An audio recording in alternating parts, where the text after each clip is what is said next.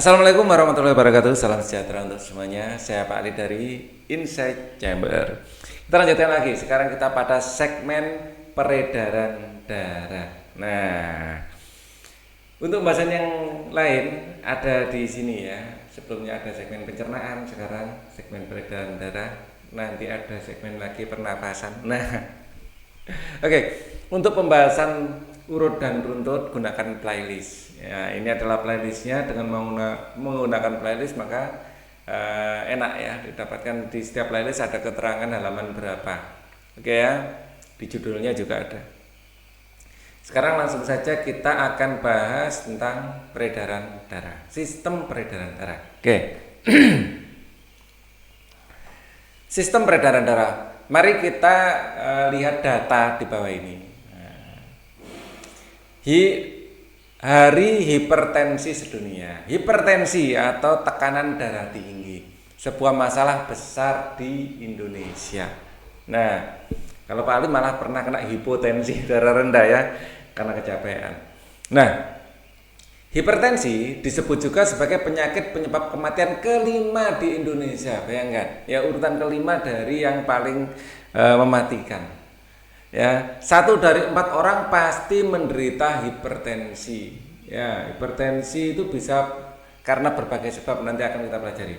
Ya, seseorang disebut hipertensi bila tekanan darah 140 ya 90. Nah, ini kok ada dua. Nah, ini sistol, ini diastol. Jadi ada tekanan tinggi dan saat rendah ya. Saat jantung itu kayak berkontraksi, dia akan memberikan tekanan untuk mengalirkan darah ya. Saat rileks dia rendah ya.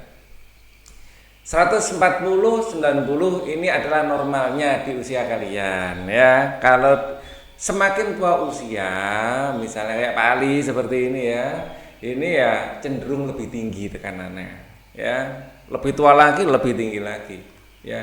Ada seorang yang sudah tua ya, sepuh gitu, 200 dianggap normal tuh ya mungkin aja ya.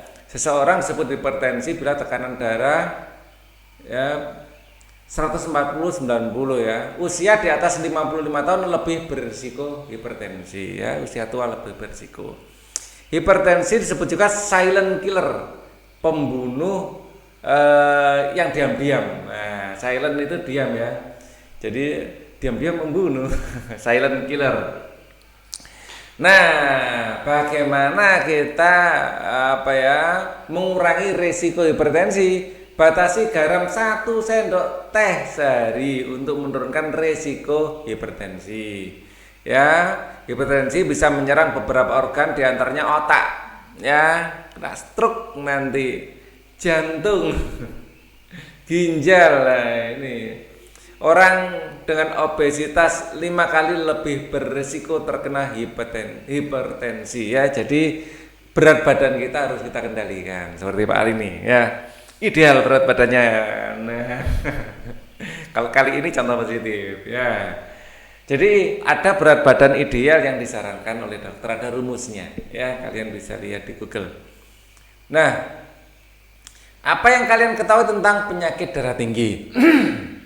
Ya, kalau kita darah tinggi, yang tinggi adalah tekanannya ya, tensinya. Yang dalam bahasa kedokteran disebut hipertensi. Hiper itu kayak lebih ya, tensi itu tekanan.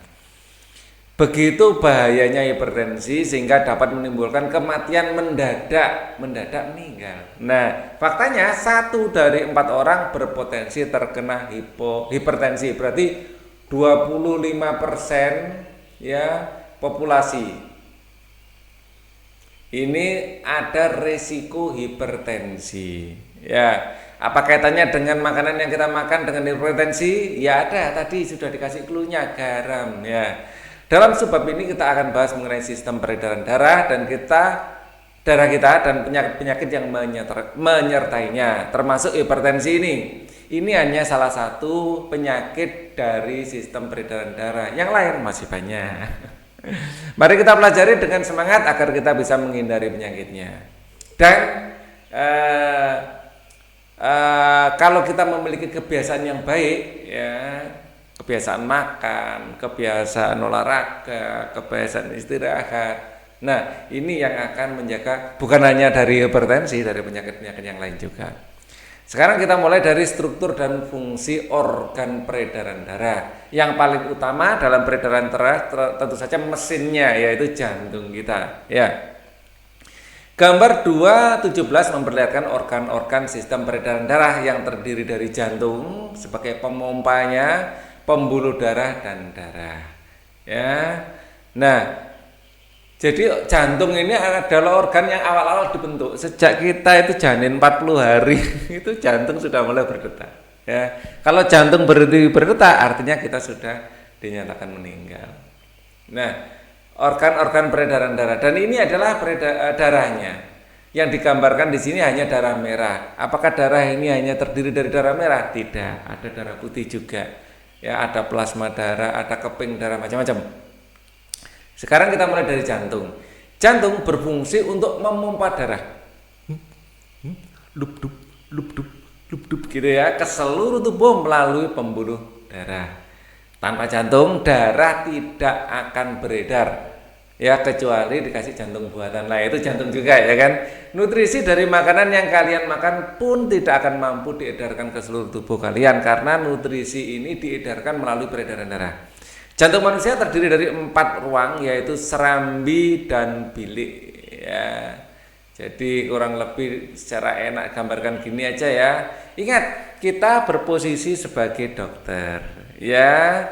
Jadi di sini yang kanan, di sini yang kiri, kaki ya, kanannya. Jadi ini adalah kalau kita melihat jantung pasien kita ya, di sini kanan, di sini kiri dalam gambar seperti itu ya.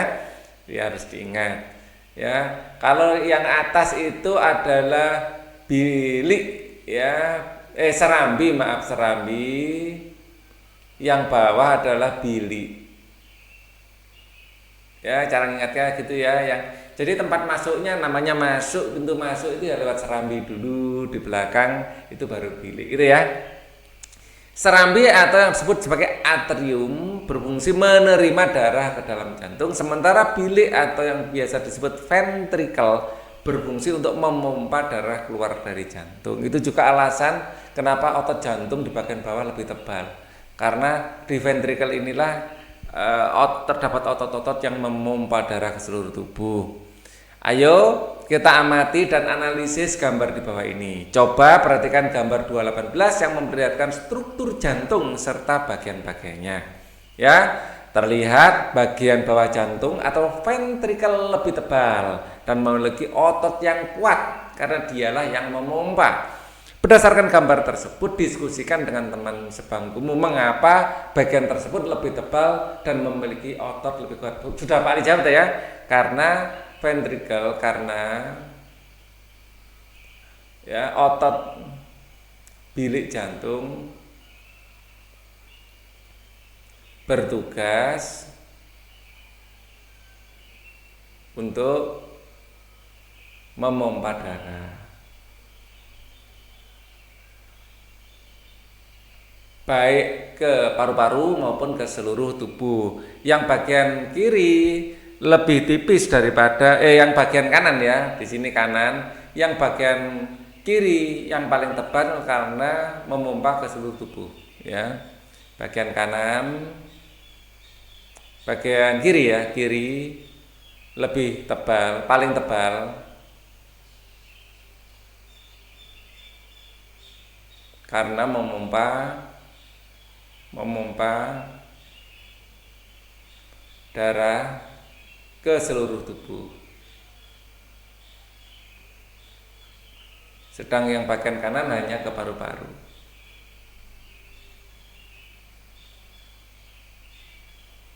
Ya, ke paru-paru. Nah, jadi tipis saja ya. Kalian pasti mengenal bunyi detak jantung kalian ya. Ada yang bilang dek dek dek dek, ada yang duk duk duk duk, ada yang bilang lup duk lup duk, terserah sih bilang apa, yang penting gitu ya. Kalian bisa mendengarkan dari dada teman kalian ya, bisa lup duk ya. Dak dik duk kita menyebutnya, tetapi sebenarnya bunyi jantung kita adalah lup duk lup duk. Cara jantung bekerja seperti ini. Pertama, otot jantung rileks dan darah memenuhi atrium. Kemudian atrium berkontraksi dan mendorong darah menuju katup. Katup merupakan pemisah antara atrium dan ventrikel dan berfungsi agar darah tidak mengalir kembali. Katup juga memisahkan ventrikel dan pembuluh darah yang besar yaitu arteri. Ya, setelah darah melewati katup, kemudian darah menuju ventrikel. Ventrikel lalu berkontraksi sehingga menyebabkan menutupnya antara atrium dan ventrikel dan menghasilkan bunyi loop. Darah pun terpompa ke atas menuju pembuluh darah besar. Ketika darah telah sampai ke pembuluh darah besar, maka katup ventrikel menutup, ya, terdengar seperti bunyi dup. Semua proses ini terjadi kurang lebih 1 detik. Coba Pak Ali ini ya, carikan. Oke, ini adalah, kalian bisa dilihat di YouTube ya. Nah, ini adalah salah satu animasi bagaimana cara kerja jantung kita. Jadi yang kiri adalah bilik, yang atas itu bawah ini bilik, yang atas adalah serambi. Yang darahnya merah adalah yang kiri karena kita melihat pasien, ya. Yang biru digambarkan biru ini adalah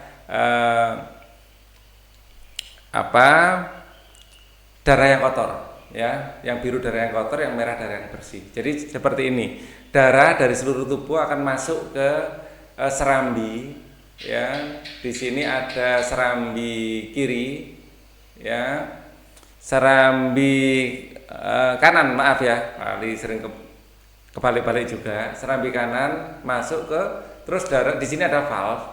Setelah itu masuk ke bilik kanan. Dari bilik kanan, ya, darah dipompa ini ke paru-paru. Di sini adalah valve-valvenya, ya. Jadi biar darah nggak balik lagi. Terus habis itu masuk ke darah yang sudah bersih dari paru-paru, artinya karbon dioksidanya sudah berganti dengan oksigen, masuk ke serambi kiri, ya. Serambi kiri terus bilik kiri, ya, keduanya dipisahkan oleh valve. Dari bilik kiri darah dipompa ke seluruh tubuh. Jadi seperti ini kurang lebih cara kerjanya, ya. Nah, kalian lihat di sini ada valve-nya, di sini ada valve-nya, ya, di setiap skap ada valve-nya. Dia akan buka nutup, ya, sesuai. Dia kalau pompa biar di sini ya, biar kalau saat pompa biar darah nggak kembali ke seluruh tubuh tapi ke paru-paru, tentu saja valve-nya harus nutup. Ya, kita lihat di sini. Nah, waktu nutup ini, terus dia darah ke paru-paru, ya, dari paru-paru masuk ke paru-paru diganti karbon dioksida dengan oksigen, masuk ke serambi kiri, ke bilik kiri, baru ke seluruh tubuh. Ini masuk, pintu masuknya ke seluruh tubuh sini valve-nya, ya. Nah, oke, seperti itu. Kalau terlalu banyak nanti kena hak cipta kali nanti, ya. Cukup segitu aja kita lihat. Nah, kurang lebih seperti ini kalau Pak Ali terangkannya. Jadi dari gambar ini, ya, Pak Ali akan besarkan sedikit biar mudah untuk dipahami.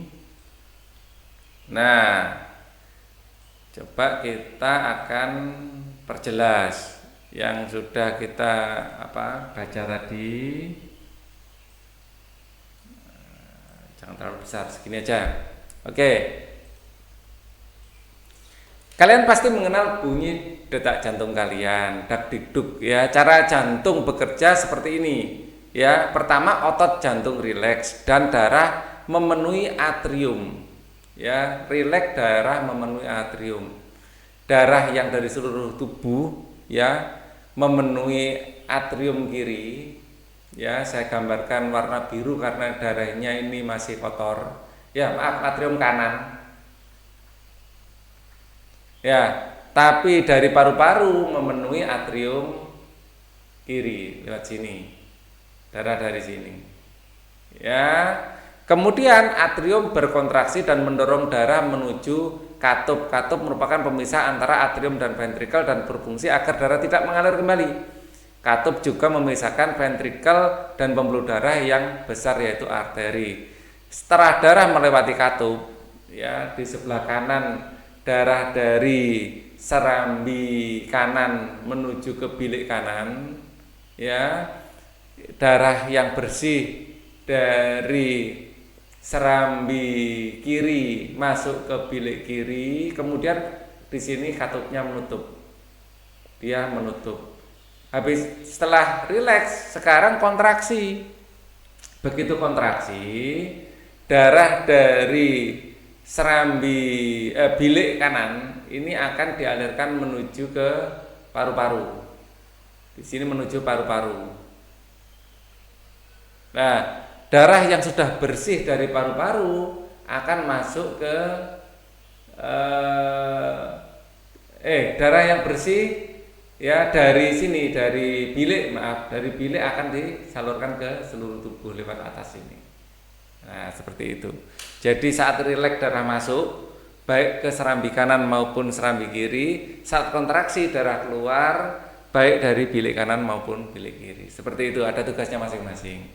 Nah, setelah darah melewati katup, kemudian darah menuju ventrikel. Ventrikel berkontraksi sehingga menyebabkan menutupnya katup antara atrium dan ventrikel dan menghasilkan bunyi loop. Ya, darah pun terpompa ke atas menuju pembuluh darah besar. Ketika darah telah sampai ke pembuluh darah besar, maka katup antara ventrikel menutup. Kemudian terjadilah bunyi dup. Ya, jadi loop itu saat memompa, loop, setelah itu dup, loop, dup, loop, dup, loop, dup. Nah, gitu ya. Oke. Ketika darah telah sampai ke pembuluh darah besar, maka katup antara ventrikel ya menutup dan terdengarlah bunyi dup. Ya, saat memompa loop, setelah itu selesai, saat nutup dup, dup, dup. Oke ya. Jadi bunyi loop dan dup ini adalah bunyi katup ya. Saat menutupnya katup antara atrium dan ventrikel bunyi loop, menutupnya katup antara ventrikel ke paru-paru atau ke seluruh tubuh dup ya. Sekarang kita masuk pada pembuluh darah. Pembuluh darah berfungsi untuk mengantarkan darah ke seluruh tubuh. Pembuluh darah dibagi menjadi 3, yaitu arteri, vena, dan kapiler. Arteri merupakan pembuluh darah besar yang tebal ya dan berotot. Ya, arteri ini pembuluh darah yang membawa darah bersih ya. Jadi Pak Ali gunakan warna merah ya, arteri ya, pembuluh darah besar yang tebal dan berotot ya. Karena kenapa tebal dan berotot? Karena tekanannya tinggi ya, membawa darah keluar dari jantung ke seluruh tubuh. Sedangkan vena ya, Pak Ali akan gunakan warna biru, merupakan pembuluh darah besar namun tipis, berfungsi untuk membawa darah dari seluruh tubuh kembali ke jantung. Sementara kapiler adalah pembuluh darah yang sangat-sangat tipis, hanya satu sel ya lapisannya, tempat terjadinya pertukaran antara materi yang berguna untuk tubuh dengan sisa metabolisme ya. Nah, yang akan dibuang. Gambar 19 menunjukkan perbedaan antara struktur dari arteri dan kapiler. Ya, jadi arteri tebal, vena tipis. Ya, kapiler itu diantaranya. Ya, sangat tipis dan sangat kecil. Ya, perbandingan pembuluh darah arteri dan vena. Ya, vena juga memiliki banyak katup. Ya, memiliki banyak katup. Nah, ini kelihatan katupnya ya, memiliki banyak katup ya, terus dia juga cenderung di permukaan tubuh. Kalau kalian lihat tangan kalian, nah, terutama yang kulitnya agak terang, tadi kan gelap kulitnya. Di sini ada warna yang biru, ada yang merah ya, kebanyakan biru di sini. Nah, ini adalah bisa kita lihat kenapa di sini digambarkan biru. Ya, karena memang di sini warnanya biru juga ya. Sekarang darah. Darah berfungsi untuk mengantarkan oksigen, nutrisi dari makanan, hormon, bahkan sisa sampah hasil metabolisme tubuh kita Darah terdiri dari 4 komponen, yaitu plasma darah, cairannya darah, sel darah merah yang berwarna merah, sel darah putih yang berwarna putih ya, keping darah ya, atau yang biasa kita sebut sebagai trombosit, yaitu adalah komponen darah. Plasma darah sekitar 55% dari darah adalah plasma. Plasma merupakan cairan ya, cairan darah yang tersusun dari 90% air, sedangkan 10% sisanya adalah material-material yang terlarut di dalamnya ya, termasuk nutrisi seperti glukosa, lemak, vitamin, asam amino, dan mineral. Plasma darah juga membawa karbon dioksida dan sampah hasil metabolisme yang dikeluarkan. Jadi sampah-sampah metabolisme ya, terutama karbon dioksida, ada urea juga ya, itu makanya kadang-kadang kita kena asam urat, urik asid ya, itu ada di darah kita. Sel darah merah. Sel darah merah membawa oksigen dari paru-paru yang diedarkan ke seluruh tubuh. Sel darah merah diproduksi dalam sumsum tulang dan terbuat dari hemoglobin, yaitu suatu komponen protein yang mengandung besi ya, makanya baunya amis ya. Banyak mengandung besi dan mampu mengikat oksigen. Hemoglobin mengambil oksigen dari paru-paru kemudian melepaskan oksigen saat darah mengalir melalui pembuluh darah kapiler. Hemoglobin ya juga mengambil sedikit karbon dioksida yang dihasilkan oleh sel. Sementara yang bertugas untuk membawa sebagian besar karbon dioksida adalah plasma darah. Karbon dioksida dilepaskan dari paru-paru kita ketika kalian mengembuskan nafas. Umur sel darah merah sekitar 120 hari, ini 3 bulan saja darah kalian sudah harus berganti dengan yang baru, yang lama dihancurkan ya, komponen-komponennya untuk bikin yang baru lagi sebelum digantikan dengan sel baru ya. Sel darah putih sama dengan sel darah merah ya, sel darah putih juga diproduksi di sumsum tulang. Sel darah putih berfungsi untuk melawan kuman-kuman penyebab penyakit ya, itu macamnya ada 5 ya, nanti kita pelajari di tingkatan yang lebih tinggi. Ada limfosit, ada batusit, macam-macam nanti ya, fungsinya masing-masing lah, ukurannya juga masing-masing ya. Sel darah putih memiliki struktur yang berbeda dengan sel darah merah. Sel darah putih memiliki nukleus dan berukuran besar. Umur sel darah putih bervariasi tergantung jenisnya, ada yang berumur beberapa jam, hari, bahkan tahunan ya. Kalau kalian terluka dan bernanah, itulah sel darah putih yang telah mati melawan penyakit. Jadi itu adalah veteran perang kita. Keping darah atau trombosit. Ketika kalian terluka mengeluarkan darah, trombosit akan bekerja menghentikan dan menutup peredaran darah tersebut, pendarahan tersebut maksudnya. Trombosit mengeluarkan cairan kimia yang memproduksi protein disebut fibrin. Fibrin akan membentuk jaring-jaring di sekitar luka kalian dan menutupnya. Bagaimana cara darah beredar ke seluruh ini ya? Jadi ini dibantu kalsium dan vitamin K ya. Jadi trombosit pecah ya saat terkena udara, akan menghasilkan trombokinase. Trombokinase ya plus vitamin K ya akan merubah fibrinogen menjadi benang-benang fibrin, merubah ya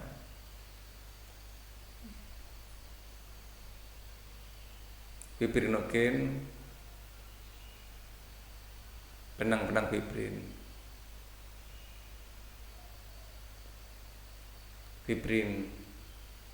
Nah, benang-benang fibrin inilah yang menutup luka.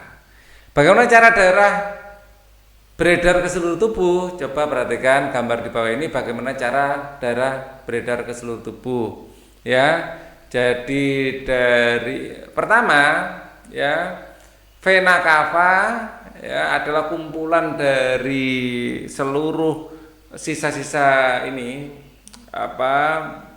metabolisme atau darah yang di sini mengandung hemoglobin ya. Hemoglobin yang mengikat karbon dioksida namanya karbaminohemoglobin.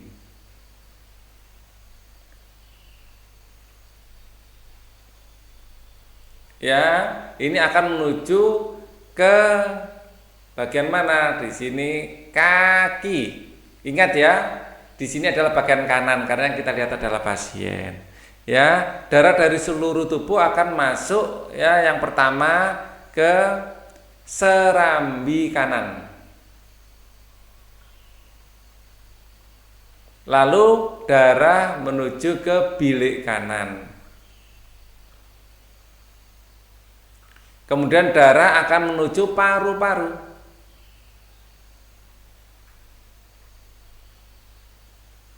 Ke paru-paru. Terus kemudian kembali ke jantung. Ya. Kok tiba-tiba 4 ya. 4 ke serambi kiri jantung. Kemudian yang kelima bilik kiri jantung.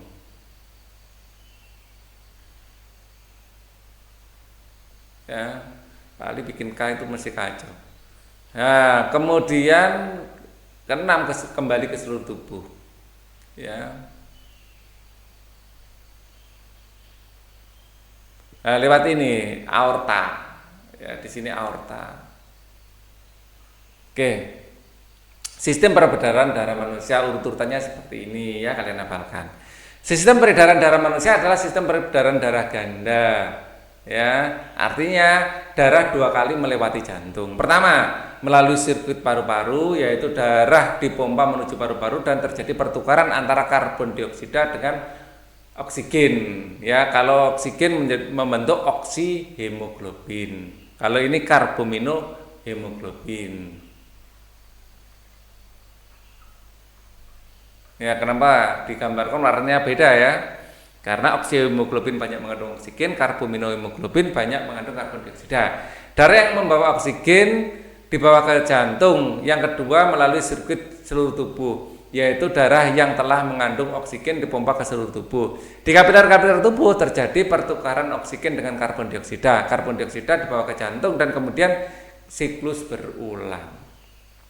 Ayo kita hitung laju darah kita. Ketika kita sedang berolahraga, jantung memompa darah lebih cepat dibandingkan ketika kalian sedang beristirahat.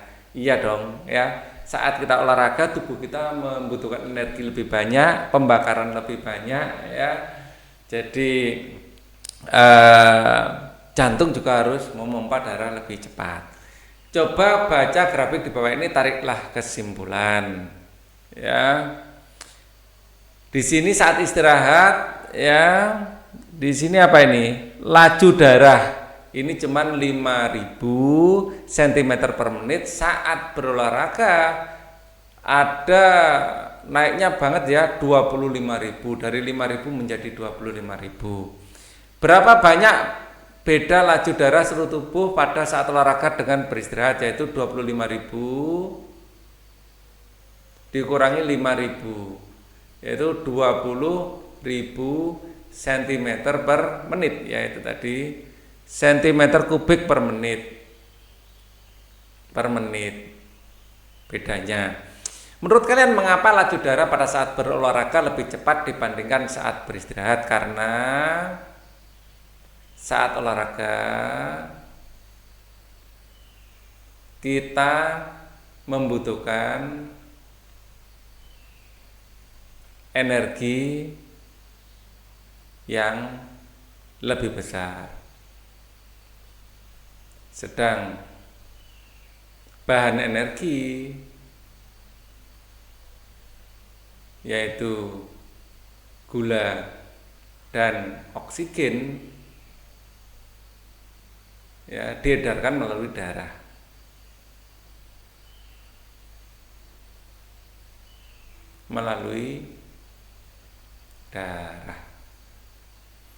Hitunglah berapa banyak laju darah di seluruh tubuh per detiknya pada saat beristirahat dan pada saat berolahraga. Tunjukkan cara kalian menghitungnya. Ya, per detiknya berapa? Ya, tadi kan per menit. Kalau per detik kita sampai mana ini? Oke. Kita hitung di sini aja. Jadi apakah yang dimaksud dengan tekanan darah? Ini nanti kita hapus saja, kan sudah ada di sini ya. Oke. Jadi ini kita gunakan untuk space mengerjakan. Dihapus saja ini. Oke.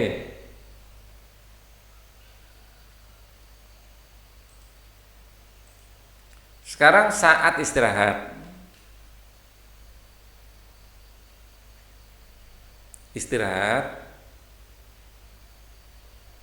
Jadi debit ya, debit volume per waktu itu debit adalah 5.000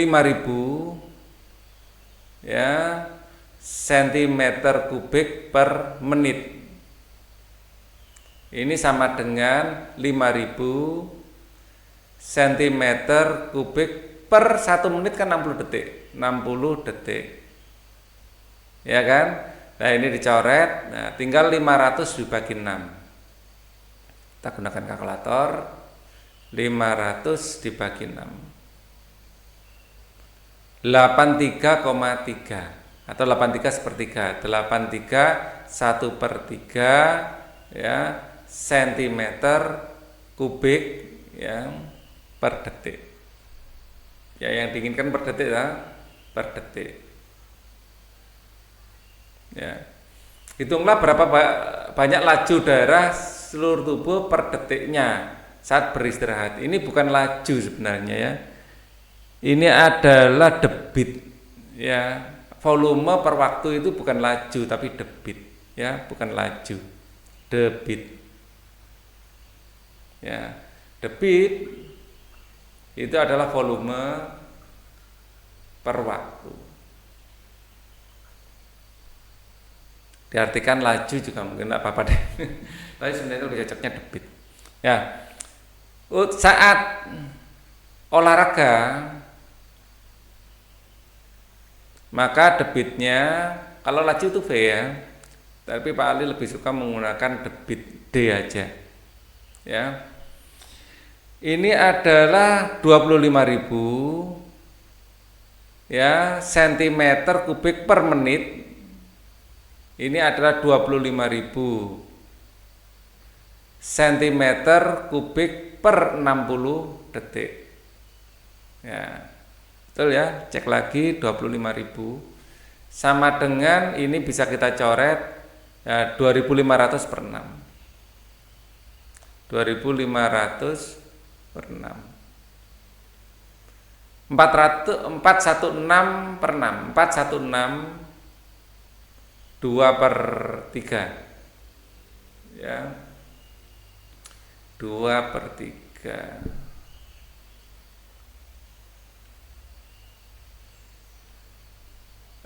cm kubik per detik. Oke, kita lanjutkan. Apakah yang dimaksud dengan tekanan darah itu? Ketika kalian sedang sakit, dokter akan memeriksa tekanan darah kalian. Tekanan darah adalah perhitungan ketika ventrikel berkontraksi untuk memompa darah ke atas dan ketika ventrikel kondisi menerima darah atau rileks. Jadi kontraksi, rileks. Nah, gitu ya. Rileks. Jadi ini sistol, diastol. Ya, istilah istilah kedokterannya ya, untuk memompa darah ke atas ketika ventrikel dalam menerima darah atau rileks. Tekanan darah dibuat dalam bentuk pecahan. Pembilang atau angka di atas menunjukkan ketika memompa darah, sedangkan penyebut di bawah menunjukkan ketika ventrikel menerima darah. Ukuran tekanan darah normal orang yang dewasa adalah 120 ya 80. Artinya sistolnya Ini 120, diastolnya ini adalah 80. Ya, sistol itu saat kontraksi, diastol saat rileks. Ya, ini normal, orang dewasa normal. Oke. Nah, kalau kita menggunakan alat ukur digital, yang atas ini sistol, yang bawah diastol. Ya, angka yang menunjukkan tekanan darah orang normal. Penyakit-penyakit yang berkaitan dengan sistem tekanan darah sekarang. Sistem peredaran darah. Kalian telah membaca pada bagian A persepsi mengenai hipertensi yang merupakan salah satu penyakit mematikan yang berhubungan dengan sistem peredaran darah kita. Kita akan membahas penyakit-penyakit yang berhubungan dengan peredaran darah kita. Yang pertama, aterosklerosis dan serangan jantung. Aterosklerosis ya. Aterosklerosis adalah suatu kondisi mengerasnya dinding. Ya, aterosklerosis, mengerasnya dinding pembuluh darah. Ada yang mirip seperti ini ya. Jadi kita bacanya harus tegas ya, kalau ngapalkannya agak susah karena ada yang mirip. Aterosklerosis atau apa gitu, mirip dengan ini. Aterosklerosis adalah suatu kondisi mengerasnya dinding pembuluh darah arteri dikarenakan timbunan lemak ya. Jangan terlalu banyak makan makanan yang berlemak, terutama lemak yang jenuh.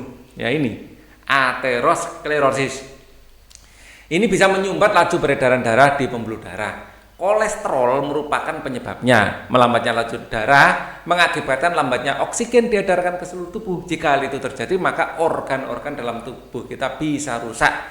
Aterosklerosis dapat juga terjadi di arteri koroner yang merupakan pembuluh darah pengantar darah ke otot jantung. Kondisi ini disebut serangan jantung koroner yang mengakibatkan kematian. Ya, gambar 223 menggambarkan kondisi pembuluh darah yang terkena aterosklerosis. Ya, mana gambarnya? Waduh, nggak ada. Sekarang stroke, nggak ada gambarnya. Ini. Lihat di sini ada timbunan lemak. Ini lemak ini, ya, yang menimbun di pembuluh darah kita. Darah merahnya nggak bisa lewat. Oke. Stroke sekarang. Stroke ya merupakan penyakit yang disebabkan karena salah satu pembuluh darah di otak tersumbat atau bahkan pecah sehingga otak kekurangan oksigen. Penyakit ini dapat menyebabkan kelumpuhan, kerusakan otak, bahkan kematian. Stroke sangat erat kaitannya dengan aterosklerosis. Jadi aterosklerosis kalau terjadi di jantung di koroner, namanya jantung koroner ya, di jantung kita. Kalau terjadinya di kepala itu stroke. Kalau terjadinya di kaki namanya varises, kalau di dubur namanya basir. Nggak enak sama pokoknya ya. Hipertensi atau darah tinggi. Hipertensi adalah suatu penyakit ketika tekanan darah seorang sama atau di atas 140/90. Sistolnya 140, diastolnya 90. Hipertensi menyebabkan penyakit jantung lebih keras. Ya, hipertensi juga mengakibatkan pecahnya pembuluh darah, seringkali hipertensi tanpa gejala. Sehingga penderitanya merasa baik-baik saja. Gejala baru timbul ketika sudah mengalami kerusakan parah. Karena itulah penyakit ini disebut sebagai silent killer, ya, atau pembunuh diam-diam. Hipertensi sangat berkaitan dengan aterosklerosis juga. Ya, ketika arteri menyempit maka tekanan darah akan meningkat. Ya, untuk mencegah hipertensi dianjurkan untuk rutin berolahraga setiap hari ya. Olahraga. Makan makanan yang sehat dan seimbang, apa Pak Ali bilang di awal, serta mengurangi konsumsi garam. Ya, ini arteri yang mengalami aterosklerosis, pembuluh darah menyempit akibat lemak atau kolesterol sehingga menghambat laju darah ke organ tubuh. Sekarang cara memelihara kesehatan sistem peredaran darah kita. Mungkin kita merasa baik-baik saja karena kita masih muda, tetapi alangkah baiknya mulai sekarang kita menjaga sistem kekebalan darah kita. Yang paling penting membiasakan hidup sehat. Kebiasaan ini harus dimulai sejak muda. Nah, ingat bahwa kita adalah yang kita makan. Makanan sangat berpengaruh untuk menentukan kualitas hidup seseorang. Mulai dari sekarang makanlah makanan yang seimbang, ya. Bukannya tidak makan kolesterol sama sekali, enggak. Kita butuh juga, tapi seimbang. Rendah lemak jenuh, lemak trans dan kolesterol. Batasi konsumsi garam dan gula, hindari merokok. Nah, ini hindari ya. Kalau bisa tidak sama sekali. Seperti Pak Ali ini. No smoking at all. Bukan berarti Pak Ali nggak pernah nyoba. Ya. Tapi Pak Ali memutuskan untuk tidak merokok sudah lama. Ya. Jadi praktis nggak pernah merokok sih sebenarnya. Tapi bukan berarti nggak pernah mencoba ya, namanya anak ya. Dulu Pak Ali juga pernah seusia kalian nyoba-nyoba lah ya. Tapi enggak sekarang. Hindari merokok dan rutinlah berolahraga. Olahraga, lihat otot Pak Ali. Ingat, setiap berolahraga kalian membantu menguatkan otot jantung dan mencegah osteosklerosis. Jadi mari hidup sehat. Just like me. Diskusi. Ayo kita analisa kegiatan Bapak ini. Pada suatu libur hari, seorang remaja bernama Kiki menuliskan sebuah jurnal tentang aktivitasnya. Jurnal itu berisi makanan yang ia makan beserta aktivitasnya pada hari itu. Coba lingkari ya, setidaknya 3 kegiatan yang menurut kalian harus diganti. Ya. Berikan saran kepada Kiki berupa alternatif makanan atau kegiatan untuknya. Kita lingkari yang harus diganti. Sarapan dengan mie instan, jangan, dan nasi berserta keripik kentang. Jadi ini hanya karbohidrat saja. Keripik kentang ini banyak mengandung minyak trans, banyak mengandung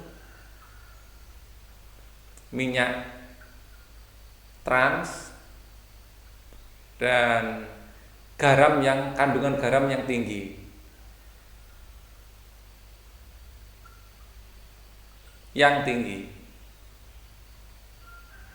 Memang asin-asin enak gitu kan. Nah, sekali-sekali boleh, jangan sering-sering. Bermain sepeda selama 1 jam, bagus. Makan siang dengan nasi, sayur, bayam, tempe dan ikan, cakep. Bermain bola selama 30 menit, cakep. Makan es krim, kalau bisa kita ganti ya. Es krim ini gini, semakin makanan banyak proses pengolahannya semakin buruk, semakin panjang ya proses pengolahannya, makanan semakin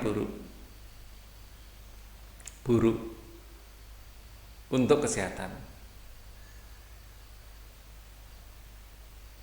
Es krim itu di situ ada pengental mungkin buatan ya, ada pengentalnya, ada mungkin pengawetnya, mungkin ada pemanisnya, pewarna, banyak sekali ya. Ada di sana pewarna, emulgator. Di sini mungkin ada pemanis buatan. Boleh jadi ya mungkin aja. Jadi banyak zat-zat yang ya nggak sehat untuk tubuh. Ini kita sedang lingkari 2. Makan malam dengan burger atau kentang goreng, kalau bisa kita ganti ya. Sama dengan alasan yang pertama, banyak mengandung minyak trans. Saya tambahkan burger ini memiliki kandungan lemak tinggi. Lemak ya, apalagi kalau dikasih butter. Wah, burger merek terkenal justru gorengnya dikasih butter. Lah ini bermain video game, kalau ini sih 3 ini aja.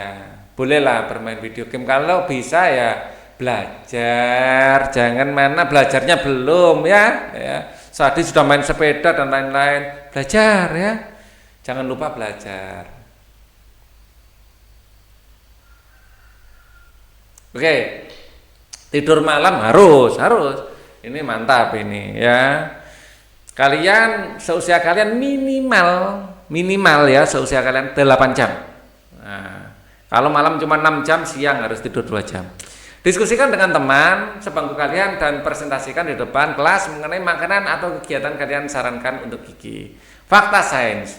Sistem peredaran darah tubuh kita sangat mengagumkan. Berikut fakta-fakta sains yang berhubungan dengan sistem peredaran darah. 1. Total panjang arteri vena kapiler manusia jika direntangkan dapat mencapai 100.000 kilometer.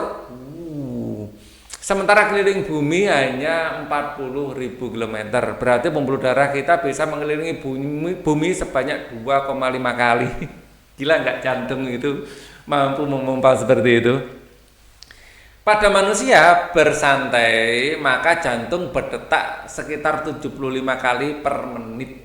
Ya, sel darah manusia sangat unik karena memiliki nukleus sel darah manusia, ya. Jantung manusia mampu berdetak meskipun berada di luar tubuh, ya. Ini sel darah putih ya yang punya nukleus. Ya, jantung manusia masih mampu berdetak meskipun berada di luar tubuh, kayak punya otak sendiri gitu ya. Keren. Nah, sekarang kita akan jawab pertanyaan-pertanyaan. Mari uji kemampuan kalian. Di mana letak ventricle pada gambar di bawah ini? Ventricle ini adalah serambi. Bilik, maaf. Atrium serambi ya. Bilik. Pada gambar di bawah ini, bagian manakah yang berisi darah yang miskin oksigen pada saat memasuki jantung? Ya. Di manakah letak ventricle? Jadi ventricle ini adalah ventricle kiri, ventricle D adalah ventricle kiri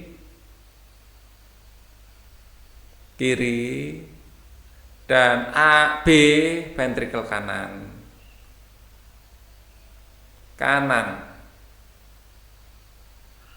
Jadi D dan B jawabannya. Ya. Nah, kebalik Pak Ali. Nah, ini mudah sekali kebalik Pak Ali ini. Di sini makanya selalu tak kasih kaki. D adalah ventricle kanan. B adalah ventricle kiri. Maaf ya kebalik. Ya. Terus kemudian yang miskin oksigen. Bagian yang miskin oksigen ini adalah di atrium. Di bagian kiri. C dan D. Maaf. Atrium dan ventricle ya. C adalah atrium kiri, kanan. Gimana sih? Kebalik kok 2 kali. Kanan dan D ventricle kanan. Nah, oke ya. Memprediksikan. Oke. Jadi ini untuk jawaban yang ini, tanda tanya ini adalah yang atas, tanda tanya ini adalah yang bawah ya. Memprediksikan beberapa bayi lahir dalam keadaan jantung yang berlubang pada bagian kiri dan kanan atriumnya. Ya. Apakah kondisi jantung seperti ini memengaruhi kemampuan sistem peredaran darah mereka dalam mengantarkan oksigen ke sel tubuh? Jelaskan. Iya. Iya.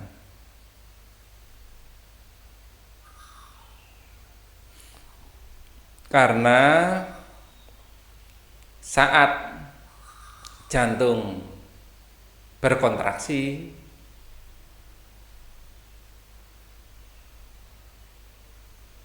sebagian darah kotor yang banyak mengandung karbon dioksida ya. Istilahnya di sini apa? Darah kotor atau darah apa? Darah miskin oksigen gitu aja ya. Sebagian darah miskin oksigen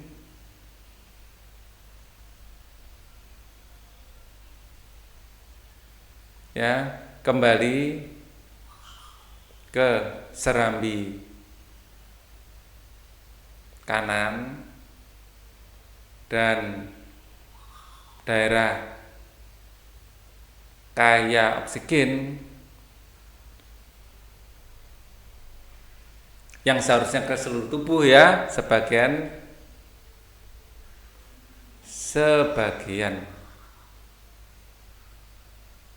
kembali ke serambi kiri.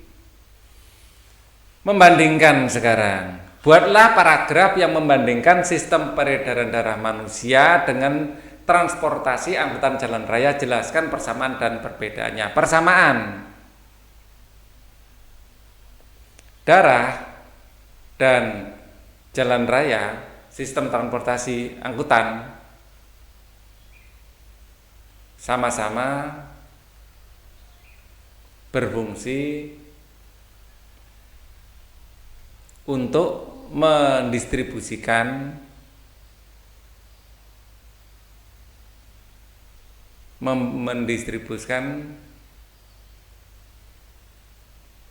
sesuatu. Nah, perbedaan ya, daerah berwujud cair ya. Jadi perbedaan sistem peredaran darah ini tertutup ya.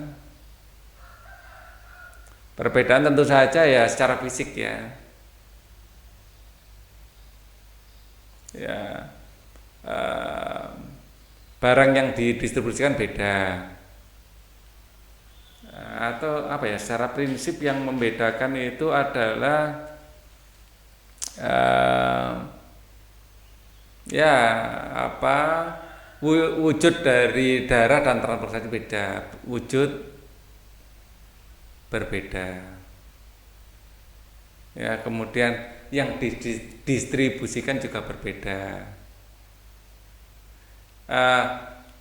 wujud berbeda. Terus ini aja, jangan wujud, aliran darah hanya searah, satu ya, satu pembuluh hanya pada satu arah tertentu, hanya bisa mengalir searah. Sedangkan di jalan raya bisa ada dua arah. Nah, kan gitu ya, bedanya di situ. Gitu aja deh perbedaannya. Tentu saja wujud dan lain-lain itu berbeda. Yang dibawa juga berbeda. Menjelaskan.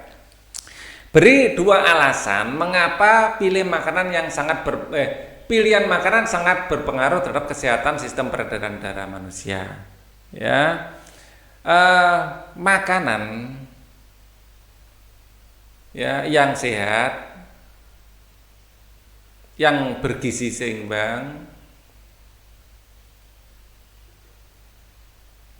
ya akan baik untuk kesehatan,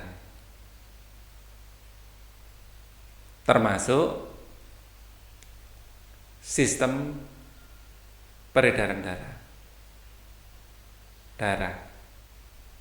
Ya, makanan yang banyak mengandung lemak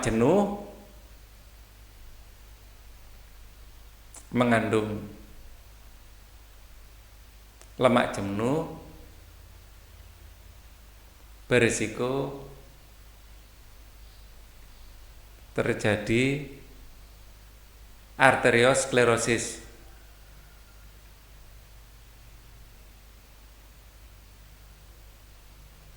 Makanan yang terlalu banyak mengandung garam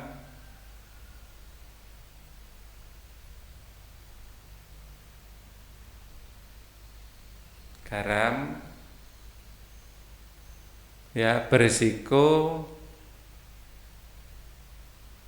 menyebabkan hipertensi. Ya, oke. Hipertensi. Mengapa orang yang tidak cukup zat besi dalam makanannya mengalami kondisi yang disebut anemia, yaitu ketika darah tidak bisa mengangkut oksigen maksimal. Zat besi adalah ya mineral yang sangat dibutuhkan, gitu aja deh.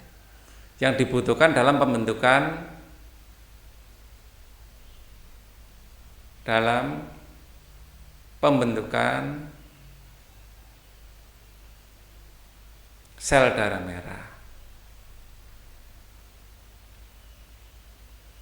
Tanpa zat ini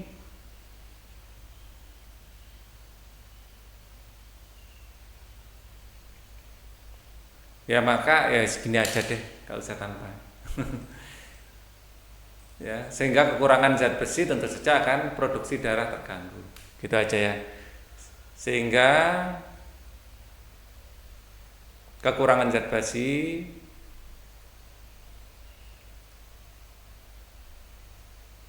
menyebabkan terganggunya produksi sel darah merah. Oke, maaf kalau tulisannya jelek, Pak Ali berusaha cepat. Kalau terlalu lama nanti lambat sekali, kan gitu, diprotes juga. Yang penting sambil dengarkan apa yang Pak Ali ucapkan. Thank you for watching ya. Kita sampai sini dulu, kita nanti akan masuk sistem pernapasan di video selanjutnya. Wassalamualaikum warahmatullahi wabarakatuh.